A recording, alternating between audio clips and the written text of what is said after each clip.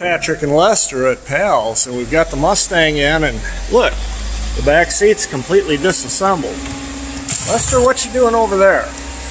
Getting down to the lift motors.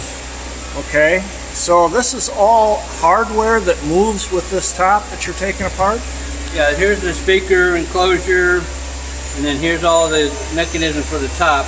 And it's got an electric motor right here I got to get out and change. So it's the electric motor that's went bad on this. Right. And so you've taken out the speaker. Now you've got to take that bracket off. Take this bracket off, and then I got one more bracket, and I should be able to get to the motor. What other parts are we going to replace on this top?